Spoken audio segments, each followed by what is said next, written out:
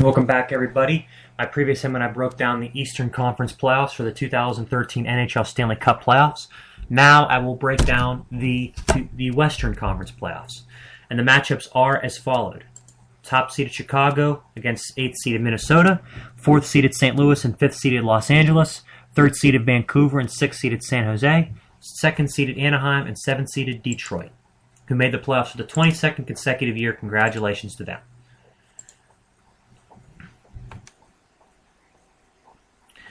Let's start off with the Blackhawks and the Wild. Last year, the number 8 team in the Western Conference won the Cup. The Kings pretty much just blazed through the playoffs.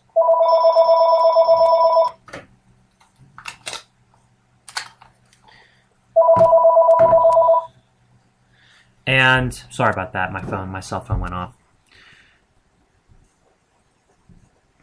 Last year, the Kings winning the whole thing as an 8th seed surprised everybody.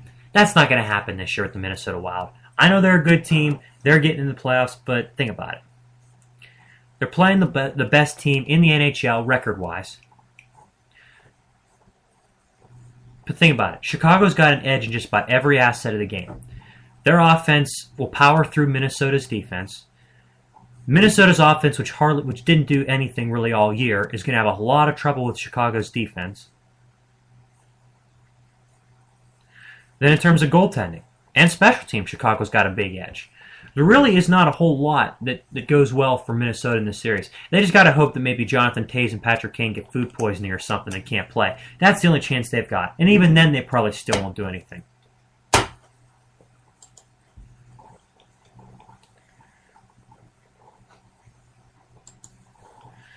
Next, we move on. I'm just going to get through that right now. I say the Wild do sneak out a game in Minnesota, but I think Chicago makes it through in 5.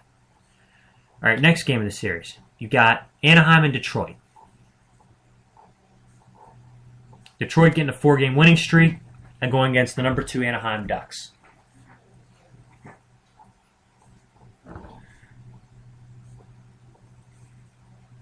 You know, they've been a very, very good team.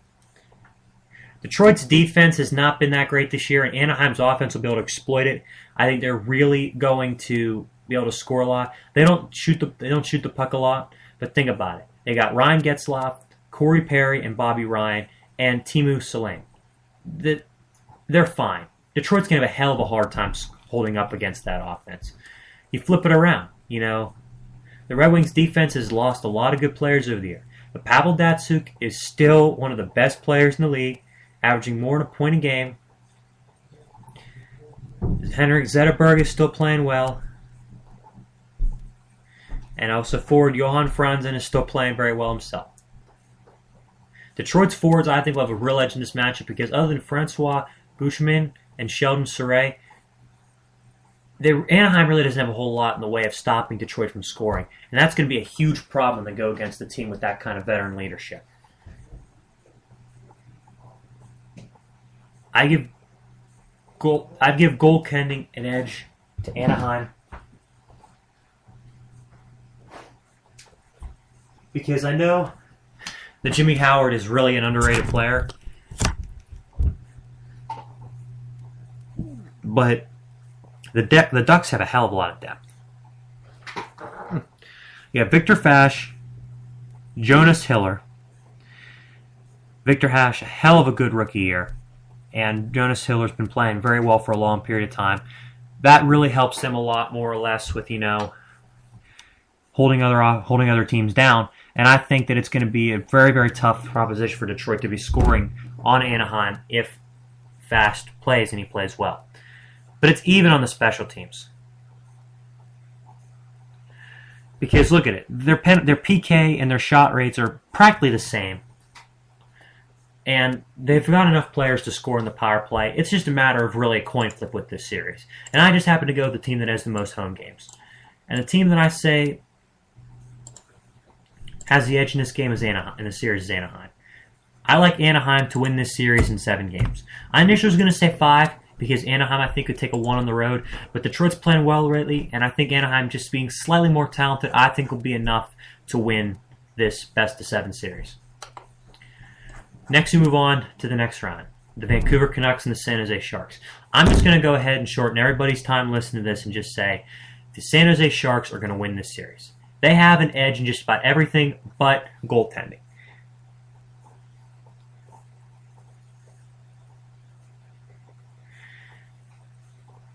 I know people are surprised at that, but Vancouver's better depth. But in terms of number one overall goalie, Anthony Niemi for San Jose is having a Vezina kind of season at the net. Schneider's had a good year too for Vancouver, even though they've got slightly better depth. But literally everywhere else on this in this matchup, I find it hard to believe that Vancouver has an edge against San Jose. And I'm going to even go ahead and push it further as the reason why Vancouver's going to lose. They always choke in the playoffs. Look at what happened in 2011, 2012. No, 2010, 2011. When they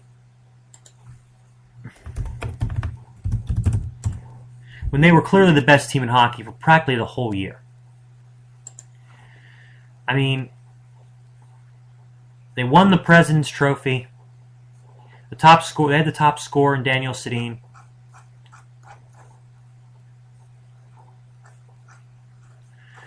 They were the best team in the NHL that season. They rolled, and then they got into the playoffs. And when they got into the playoffs, they struggled, barely beating the Blackhawks in 7 games. Beating the Nashville Predators in a hard-fought 6-game series. San Jose kind of lied down and played dead whenever they played in the Western Conference Final, and they had a rough series with Detroit.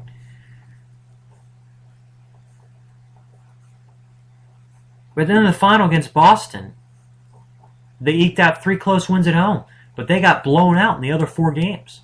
And the Sedin twins have made it pretty much become a family habit. They disappear in the playoffs entirely.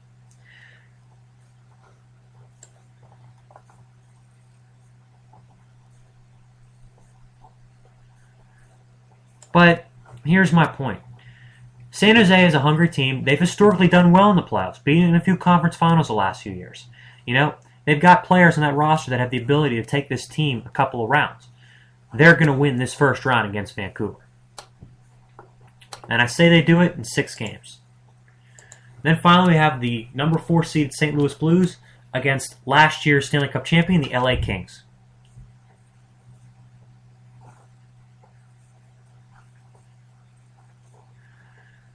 LA has a very, very good defense. And St. Louis was average on offense. Huge edge to LA in that regards. But if you flip the switch, it's about even.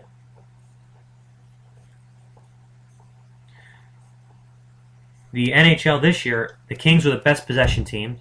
They had an average of 2.7 goals per game, which is not bad. But St. Louis is a great defense. They really have. They got Jay Baumeester at the deadline, and they've been 11-3 ever since they got him. So defense of St. Louis versus offense LA, it's pretty much an even draw. Goaltending's been average. Not so much average, but more or less even for these two teams. Last year, Jonathan Quick and Brian Elliott were the 2 best goalies in the league next to Henrik Lundqvist. This year, they've both kind of fallen off a little bit. Last year, Jonathan Quick was the Conn Smythe winner as the playoffs MVP.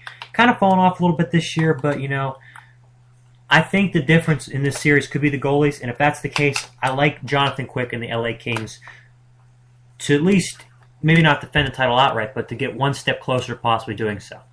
I like the Kings to get through this series in 6 games. All right, the way I have it playing out, I have the Blackhawks beating the Wild 4-1, Kings beating the Blues 4-2, Sharks beating the Canucks 4-2, and the Ducks beating the Red Wings 4-3, which means in the second round of the playoffs, you'll have the Blackhawks and the Sharks, and then the Ducks and the Kings. Alrighty then, I will go ahead and I will call it a night. It was great talking to you guys again. Hope you guys tune in to listen. Hope you enjoyed. I'll be back with someone very, very soon. Till then, peace out.